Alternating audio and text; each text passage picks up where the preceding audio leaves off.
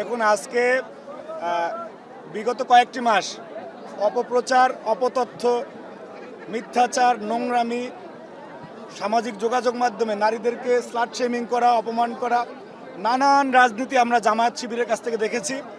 এবং তারা যে প্রোপাগান্ডা শুরু করেছিল, যে বিভিন্ন জরিপের কথা বলে, তথাকথিত জরিপ, যে জামায়াত এগিয়ে রয়েছে, এই হয়েছে সেই হয়েছে, সব শেষে যখন জনতার জনজোয়ার সারা দেশে বইছে, তখন এই ৭১-এর পরাজিত শক্তিদের মাথা নষ্ট হয়ে গিয়েছে, যার কারণে তারা আবোল তাবোল কথা বলছে।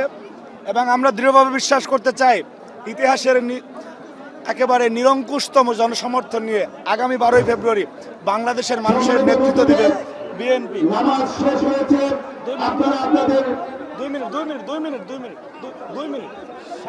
বিএনপি এবং আজকে আপনি যেটি বললেন সাদিক কায়েমরা, তারা ছাত্র সংসদ নির্বাচনে বলেছিল বাংলাদেশের শিক্ষার্থীদেরকে ঢাকা বিশ্ববিদ্যালয় সহ অন্যান্য বিশ্ববিদ্যালয়ে তারা লেজুর ভিত্তি করে না, কিন্তু লেজুর ভিত্তির নিকৃষ্টতম দৃষ্টান্ত আমরা তাদের কাছ থেকে দেখতে পেয়েছি।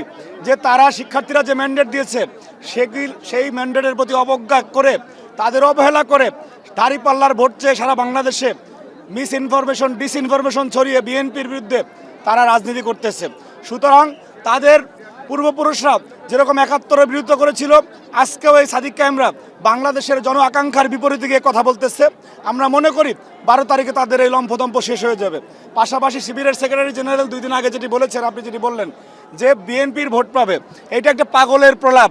কারণ এরা যে ইতিহাসের বাঁকে বাঁকে বাংলাদেশ নামক দেশের বিরুদ্ধে এরা অবস্থান নিয়েছে, এই পাগলদের কথায় বাংলাদেশের মানুষ তাদের সিদ্ধান্ত নেবে না। আগামী বাংলাদেশের অনিবার্য নেতৃত্ব ইনশাআল্লাহ তারেক রহমান।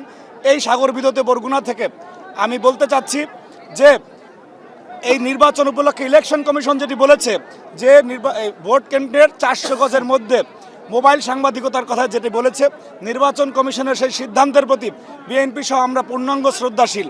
কোনো প্রকার জামাতের যে বিভিন্ন রকম দেখবেন যে অনলাইন বট বাহিনী আছে, তারা হাতে একটি মোবাইল দিয়ে তারপরে নির্বাচনের পরিস্থিতি নষ্ট করতে চাইবে। নির্বাচন কমিশনের সিদ্ধান্ত অনুযায়ী আমরাও জনমানুষের আকাঙ্ক্ষার পক্ষে থেকে এদেরকে 400 গজের বাইরে থাকার অনুরোধ করতেছি। কোনো ধরনের কোনো শৃঙ্খলা করতে চাইলে তার সমুচিত জবাব দেওয়া হবে ইনশাআল্লাহ। এগুলো আমরা মানব না। পাশাপাশি ইলেকশন কমিশন থেকে যেটি বলা হয়েছে যে আমাদের মায়েদের ক্ষেত্রেতে নেকাব পড়লেও একটি অংশ খোলা রাখতে হবে, যাতে আইডেন্টিফাই করা যায় সে আসলেই ভোটার কিনা এবং একাধিকবার ভোট দিচ্ছে কিনা, সেটা অবশ্যই খোলা রাখতে হবে। ঈদের আপনার নির্বাচনের দিন যে নাটক করতে চাইবে যে না মেয়েদেরকে ধাক্কা দিয়েছে, মেয়েদের অপমান করেছে, এই কথা বলে, এই উদ্দেশ্যহীন উদ্দেশ্য চরিতার্থ করার জন্যই তারা এই বক্তব্যগুলি নিয়ে আসছে। আগে আমরা দেখতাম যে হজে গেলে অনেক সময় যে ছবি তোলার বিষয়ে একটা প্রতিবন্ধকতা থাকে, ইসলামিক অনেক দল বলে থাকে, সেটিও কিন্তু এখন সবাই মেনে নিয়েছে যে না, এই আধুনিক যুগ, এখানে ছবি তুলে আপনাকে হজ করতে যেতে হবে। আপনি ভোট দিতে যান, আপনার চেহারা প্রদর্শন করতে হবে যে আপনি কে, আপনি অন্যের ভোট দিয়ে দিয়েছেন কিনা, কেউ মারা গেছে তার ভোট দিয়েছেন কিনা। সুতরাং এটি নির্বাচনী বাধ্যবাধকতা এবং এটি একটি ইতিবাচক সিদ্ধান্ত। এই সিদ্ধান্ত মেনে নিয়েই জামাত শিবিরকে ভোট করতে হবে। সুতরাং কোনো মবক্রেসি তৈরি করে 12 তারিখে কোনো পরিস্থিতি তৈরি করতে পারলে এদেরকে অস্তিত্ব সংকটে ফেলবে বাংলাদেশের মানুষ ইনশাআল্লাহ। কোনো মবক্রেসি, কোনো হাঙ্গা দাঙ্গামা, কোনো দুষ্টমি এরা যেটি করে মবক্রেসির নামে, মবতন্ত্রের কবর রচনা হবে 12 ফেব্রুয়ারি ইনশাআল্লাহ। এগুলি বাংলাদেশে আমরা হতে দেব না। সুতরাং সাদিক ফরহাদরা যেই লম্ফদম্প করে, ইতিহাসে বারবার তাদের যারা পূর্বসূরি ছিল তারা পরাজিত হয়েছে, এরাও পরাজিত হবে। বাংলাদেশের মানুষকে এবং তরুণ প্রজন্মকে আমি ছাত্রদলের একজন কর্মী হিসেবে আহ্বান করতে চাই যে তারুণ্যের অহংকার আমরা তারেক রহমানকে বলি। তারেক রহমান যুবকদের কর্মসংস্থান, 4,71,00,000 যুবকদের জন্য আগামীতে কী করবেন তার স্পেসিফিক দেশ গড়ার পরিকল্পনা, বাস্তবসম্মত পরিকল্পনার কথা উনি তার প্ল্যানের মাধ্যমে জাতির সামনে উপস্থাপন করেছেন। অন্যরা সবাই শুধু তার প্ল্যানের বিরোধিতা করে, তাদের কোনো নিজস্বতা নেই, স্বকীয়তা নেই, জাতির সামনে তারা কি করবে সেটি উপস্থাপন করতে পারে না। সুতরাং যার সেই অভিজ্ঞতা রয়েছে, যার মা বাবা দেশের রাষ্ট্র পরিচালনা করেছে, সেই ব্যক্তির হাতে আগামী বাংলাদেশ নিরাপদ এবং সেই ব্যক্তিকেই আগামীতে 12 তারিখে মানুষ মেনে নেবে, 12 তারিখে তার পক্ষে রায় দিবে।